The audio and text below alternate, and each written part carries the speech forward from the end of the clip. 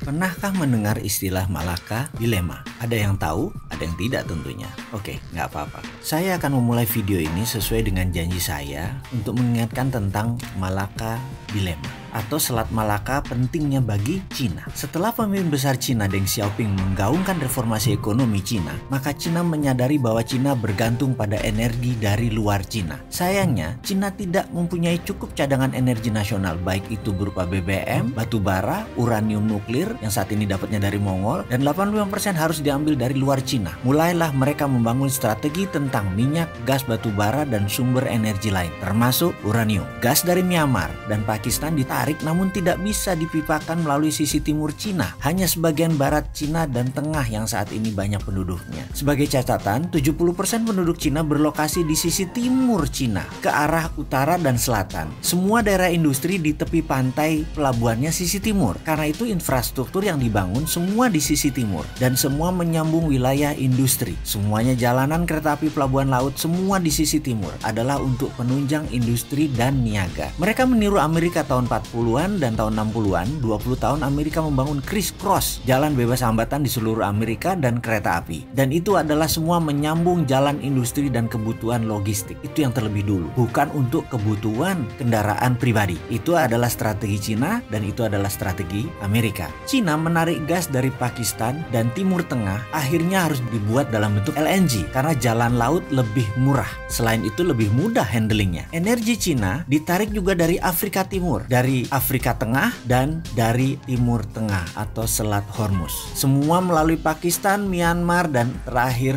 pasti lewat Selat Malaka. Yang berikutnya adalah Cina perlu batu bara dari Indonesia dan dari Australia yang paling besar. Dan batu bara tersebut semuanya lewat Selat Makassar. Strategi obor Cina, One Belt One Road Cina, ada hal yang ditarget kepada negara-negara pemberi energi Cina, yaitu pasti di trap. Ini yang namanya geopolitik Cina. Kita harus kenal sekali yang namanya geopolitik Cina. Apa buktinya Indonesia misalnya di trap? Sebentar, kita lanjut ya. Sisi tahun 2006, Cina sadar betapa pentingnya Selat Malaka, betapa pentingnya Malaysia dan Indonesia. Karena energi, minyak, dan gas merupakan 60% kebutuhan energi Cina. Maka, manuver terhadap Malaysia dengan membangun aliansi penguasa waktu itu dan petinggi UMNO, dulu adalah Najib, dan berusaha Najib adalah di tangan Cina. Cerita itu bukan cerita angin semilir. Kita tahu bahwa setiap pemerintahan, setiap pemilu, negara asing selalu berkepentingan untuk bermain. Sementara di tahun 2006, Indonesia itu masih American boy banget. Cina tetap pintar. Dia merangsek perlahan dan Cina dapat batu bara gede-gedean di zaman waktu itu. Oke, sejauh ini kita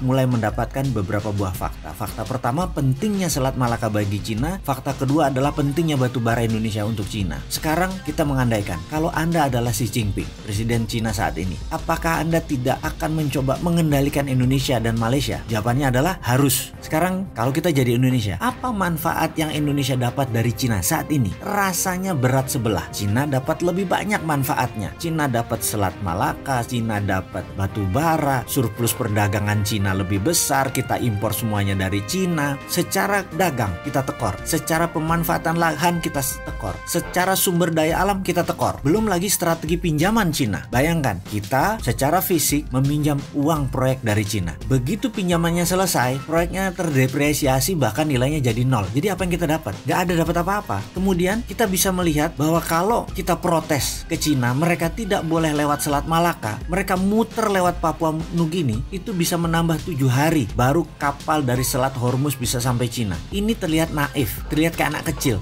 Tutup Selat Malaka, terlihat kayak anak kecil. Bayangin, kalau Selat Malaka ditutup kan bisa lewat Malaysia gitu ya. Nggak apa-apa, silahkan. Tapi yang terdalam lautnya tetap aja sisi Indonesia. Atau gini deh, apa yang terjadi kalau Indonesia dan Malaysia kompak menjepit Cina? Nah ini menarik, ada kata-kata kalau Indonesia dan Malaysia kompak. Jadi kalau Anda Cina, jangan bikin Malaysia dan Indonesia kompak, ciptakan konflik terus-menerus dan gampang itu. Lalu ada timbul pertanyaan, jadi konflik itu diciptakan? Jawabannya, ya iyalah. Kalau Anda pernah belajar di Lemhanas, apalagi pernah ikut Sesko TNI Polri, itu pelajaran dasar. Tapi bentar, ada LSM yang sudah diinfiltrasi dengan pemahaman barat bahwa TNI Polri itu pelanggar HAM. Ini sekali lagi, LSM itu dimainkan untuk memperlemah pertahanan dan keamanan nasional. Dan hebatnya lagi, mereka itu orang Indonesia yang nggak sadar bahwa mereka itu pion strategi dari ideological warfare negara asing. Semua demi kepentingan. Disinilah peran pertahanan dan keamanan nasional penting untuk diutamakan sebelum membuat kebijakan nasional. Jangan sampai Kementerian Perdagangan jangan yang di depan, biar jadi raja impor lah kita. Kemudian dari sisi geopolitik, semakin mengerti bagaimana peran Indonesia di mata Cina, semakin mengerti apa kebutuhan Cina akan energi, semakin paham Cina dengan obornya yang mengendalikan 2/3 dunia itu niatnya apa. Sekarang sisi Amerika, butuh tahu paham lebih jauhkah tentang Amerika, atau kita bedah Cina lebih detail?